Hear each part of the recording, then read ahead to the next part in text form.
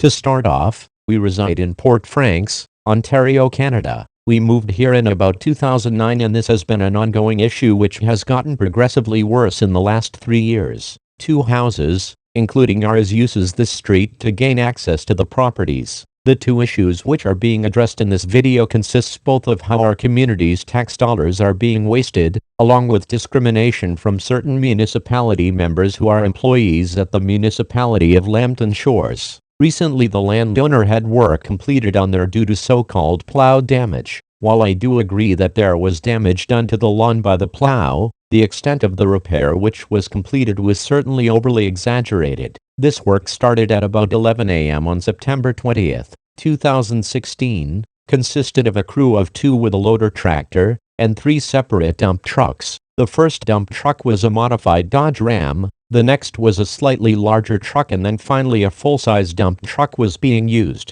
This work then ended at roughly 4 p.m. The loader excavated the lawn and each truck was filled and disposed of this dirt. At the end, a large dump truck then returned with a full load of topsoil and they then regraded this portion of the lawn. The area which was modified was about 15 feet deep and 25 feet wide. An area manager had inspected the job various times throughout the day. At the end of the day, when all the equipment and crew had left, there was mounds of dirt left on the road and the asphalt was excessively damaged. We then cleaned up the road ourselves as it was a very unsightly scene at the front of our property. The crew had also encroached onto existing asphalt about 6 inches. The photo shown does illustrate some of the dirt left behind, but not all, as we did previously remove some of the debris. On September 21st, someone had applied grass seed. On September 22nd at 10:30 a.m. a crew of 4 along with the Dodge Ram dump truck that brought another full load of topsoil and a regular Dodge Ram truck that supplied hand tools. The crew worked until about 11:30 a.m. working the surface by hand,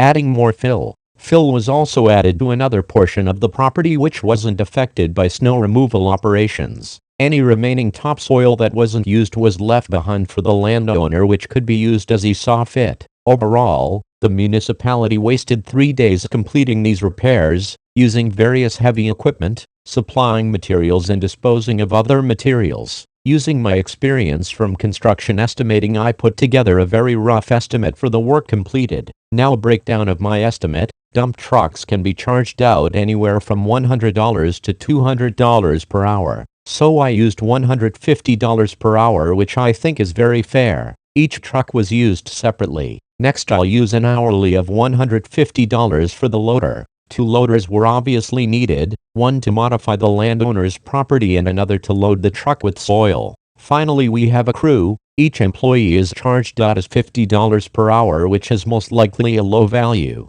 Starting with day 1, most of it is fairly self-explanatory. Loader 1 is on site, the other is used to fill the truck with topsoil. In the end, the subtotal is $2,150. I haven't included day 2 as applying the grass seed didn't take very long. Day 3 includes both loaders, along with 1 truck and a crew of 4 working, which comes to a subtotal of $450. The work completed over the various days comes to a full total of $2,600, which is most likely a very low number as I haven't included fuel for the regular trucks, travel, disposal fees for old soil, disposal fees of the wood, which I'll explain in a moment, grass seed, and topsoil. The municipality does offer free topsoil, so it's quite possible the soil was obtained from this source. I have taken photos of this plow damage, and as you can see, the damage only accounts for the first 2 feet of the lawn. Therefore, modifying the grade 13 feet past that was unneeded.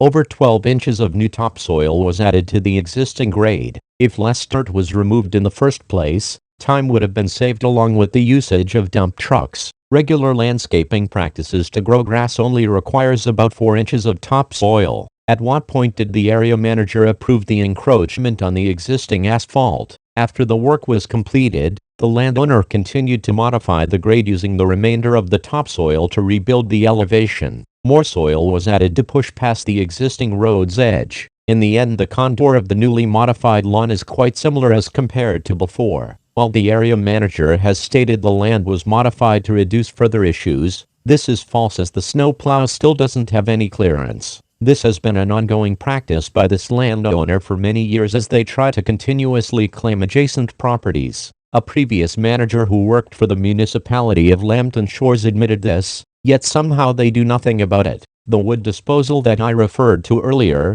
the landowner installed a wood curb around the perimeter of their property. This wood curb involved modifications of the existing asphalt and had rebar and steel posts driven in the asphalt. No other landowners in Port Franks has a self-made wood curb installed. I have emailed the area manager who is in charge of the road maintenance department. Here is the email which I won't be reading, but feel free to pause the video and read it yourself. The issues that were addressed in the email was the mess left behind and the damage of existing asphalt. I had brought up the point, if there is money existing to repair a landowner's property, there should be money to repair the road which is used by the community. The area manager reply completely omitted the issue at hand and just simply justified the snowplow damage repair. Furthermore, they didn't correct my assumption that this repair was made on the taxpayer's pocket. I then sent a reply emphasizing my concerns only to get ignored. This isn't the first time I've been ignored by the area manager, as it has happened in the past too. Our next move was to contact the chief administration officer. Again, I explained the situation,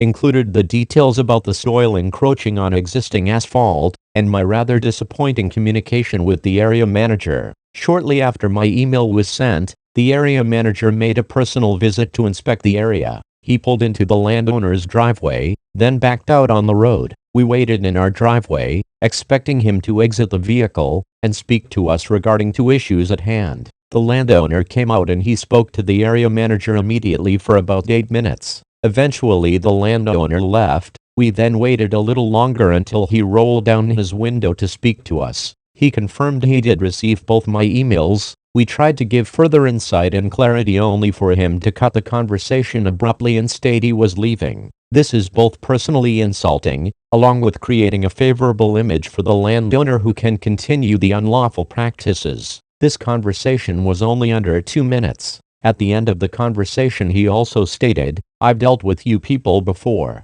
I would certainly like to know what this means, as we've never broken any municipal bylaws or caused any issues." After this confrontation, I sent the CAO an update email describing this distasteful encounter. The CAO sent me a reply supporting what the area manager stated, along with having someone review the damaged asphalt. We will be waiting for a response and I will upload an updated video. As of Monday, September 26th, we have not received an email or seen an inspection done. I have also sent 2 other additional emails to the CAO relating to municipal bylaws. The other topic that I covered in the other email is how the landowner is increasing the elevation of the road on the short gravel portion at the end. This will increase water runoff onto our property, which also carries weed seeds. Due to the steady elevation alteration and the lack of weed maintenance by both the landowner and municipality, it has become very costly and work-intensive to battle the weed growth on our property, especially the driveway. Ontario does have very strict herbicide regulations, so we are unable to acquire effective products. We have brought this issue to attention before, only to be ignored. Moving on to the bylaw reference infractions. Now I won't be reading all the text, but will be posting photos of the references. Starting with drainage, direction of water is not to be discharged onto neighboring properties. The fault is found with both the road elevation modification and the landowner's property, where soil has been added adjacent to the road's edge. This video proves the increase of soil material being added which was not damaged by the plow. Municipality labor costs. According to the municipal bylaw, any work executed on a landowner's property can incur costs to which the landowner is responsible for. Since we've been living here, on more than one occasion, the municipality has done work on this landowner's property. This included completing snow removal damage and removing erected structures, both more than once. Due to repeated offenses, this leads me to believe there is no monetary penalties. If there are no monetary penalties, the taxpayer obviously covers the bill. Guidelines regarding streets. It is clearly stated in this section that an individual is prohibited to place any objects which cause a safety hazard, obstruct a street, and dispose of any dirt on the street. The safety hazard included the metal bars which were placed on the asphalt side of the wood barrier. This poses both as a tripping hazard for pedestrians and hazard to a vehicle's wheels, such as damaging a tire. When modifying the asphalt surface to install a wood curb and extending the existing lawn over top of the asphalt, this does obstruct the street. Vehicle traffic and plow operations will be pushed to our side of the road, especially since it's more of a level grade compared to the other property. And finally, increasing the road elevation by placing mortar on the street. Damage. The municipality does have regulations stated in their bylaws relating to road damage. If damage has been done, the landowner is required to pay for these repairs. Why is a regular citizen responsible and required to pay penalties, yet the municipality is not when damage is committed by them? Yards, properties are to be kept free of weed growth, which is not the case with both the driveway and gravel road portion, both of which are causing weed issues for us. And finally, here is a list of monetary penalties when an infraction is committed against a municipal bylaw. All of this information is written in black and white with no gray areas. Certain members of the municipality seem to go out of their way to please a private request and continue to extensively avoid other issues that clearly go against municipal regulations, along with causing us a rather large issue. The amount of time that we devoted trying to solve this current occurrence is absolutely ridiculous, especially when people are paid to enforce these regulations and we are simply volunteering our own time which we won't get back due to complete negligence. They have absolutely no problem ignoring our requests, yet comply with requests of lesser importance. We are especially worried for this upcoming winter, as the snow removal completed by the municipality will turn our lawn into a roadway, which has happened numerous times in the past, as you can see in these photos from previous years.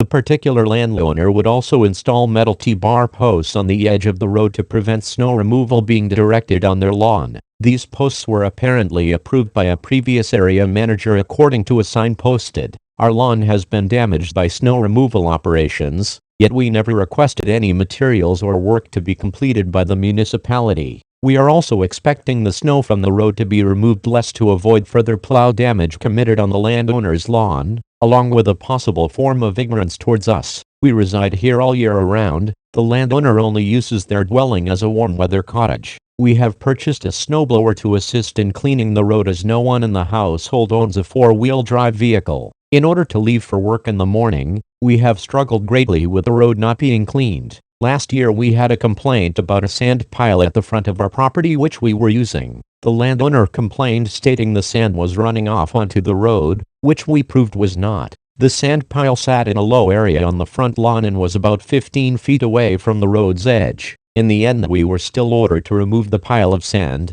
After the work was completed by us, it was inspected and approved. Obviously, double standards are present here. One person must comply with regulations, while another can do whatever they'd like to. How is this fair? Why have a book of regulations? I was under the impression all taxpayers are treated equally in the community, but it's evident that is not the case. Meanwhile, citizens' taxes are increasing every year. I am not surprised of the increases if municipality members are continuously using resources and money to complete private requests. Seems like private requests are made for select individuals throughout the area, while others are left to struggle on their own. We are requesting for the road to be properly repaved so the elevation is fixed and the boundaries are where the existing road was, besides the other issues being corrected as well. Not all bylaw infractions have been addressed in this video. It is intended to be somewhat of an overview of the total situation. Due to the lack of governing and enforcement from the municipality,